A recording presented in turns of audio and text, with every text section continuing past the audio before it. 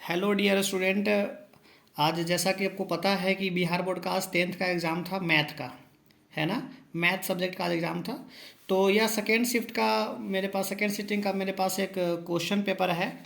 तो उसका हम एनालिसिस कर रहे थे कि क्वेश्चन का लेवल कैसा था, कि क्वेश्चन क्या बहुत ज़्यादा परेशान करने वाला था, क्या डुएबल क्वेश्चंस थे कि नहीं।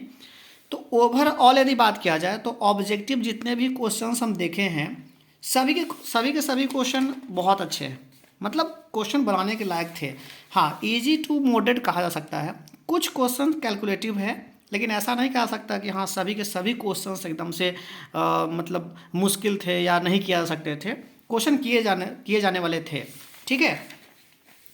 अगर आप लोगों ने टाइम मैनेज किया है, बढ़िया से क्वेश्चन को सॉल्व किया है, अगर कोई विद्यार्थी अगर 1 से लेकर के 100 तक यदि सभी प्रश्नों को यदि देखा होगा तो निश्चित तौर पे वह अच्छा परफॉर्म किया होगा।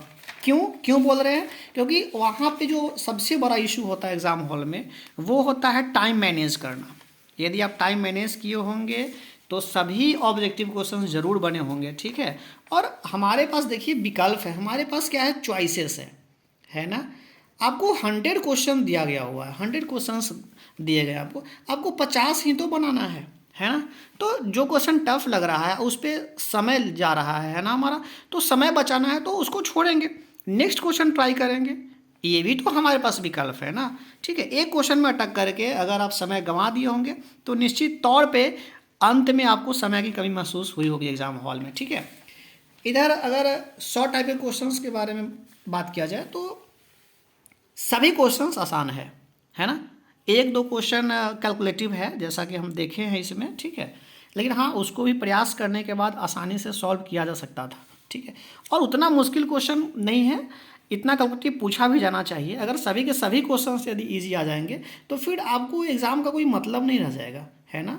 एग्ज़ाम यदि है, बिहार बोर्ड यदि एग्ज़ाम ले रहा है तो मैथ के क्वेश्चन तो ऐसे आने चाहिए, है ना, ठीक है। तो यहाँ पे टाइम मैनेजमेंट का कमी महसूस हुआ होगा, आप सबको पता है ना। अब देखो सभी के सभी क्वेश्चन सिलेबस से ही, आउट ऑफ सिलेबस कुछ भी नहीं था। सिमिलरिटी से है प्रश्न, एपी से क्वेश्चंस है ना, प्रोबेबिलिटी के क्वेश्चन कुछ है, ज्योमेट्री के क्वेश्चन है, सबके सब क्वेश्चन डुएबल है, कुछ भी टफ जैसा कुछ भी नहीं, है ना। अब यहाँ पे एक क्वेश्चन है जैसे कि देखिए, है ना, ट्रेंगल ए बी सी तथा ट्रेंगल डी ई एफ समरूप है, तो सिमिलरिटी पे आ गए, है ना। ये क्लास में भी क्वेश्चन हम कराए हुए हैं।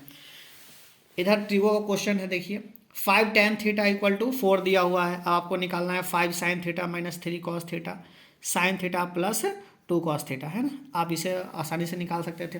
प्रोबेबिलिटी क्वेश्चन बहुत आसान। यहाँ पे प्रूफ करने वाला क्वेश्चन है, सिद्ध करें tan square P minus tan square Q बराबर ये, तो इसको LHS इक्वल टू RHS लाना था।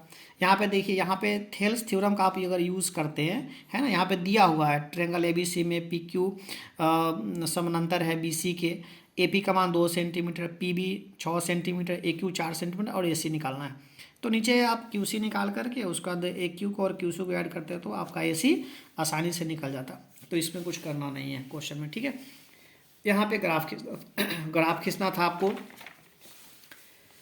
यह क्वेश्चन थोड़ा सा लगा होगा बच्चों को कि हाँ ये नहीं पढ़े हुए, लेकिन अगर इसको बनाते सॉल्व करते तो मुश्किल नहीं था, कर सकते थे आसानी से।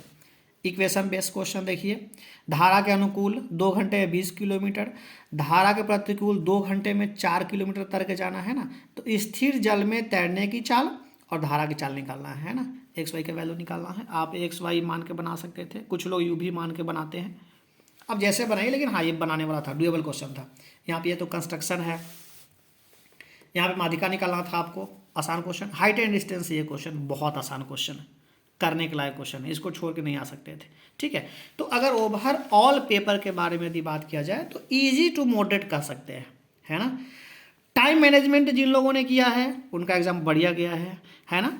जिन लोगों ने एक ही क्वेश्चन पे ज़्यादा समय दिया होगा, अगर टाइम अगर शुरू से ही अगर आपका घटना शुरू हो गया हुआ है तो निश्चित तौर पे लास्ट समय में आपके कुछ क्वेश्चंस छूटे होंगे, मैं इस पे बिलीव कर सकता हूँ, ठीक है। लेकिन क्वेश्चंस बहुत टफ नहीं थे, मॉडरेट लेवल के क्वेश्चन थे, है ना। एक दो क्वेश्चन कैलकुलेटिव है, मानते हैं इस चीज़ को, ठीक है।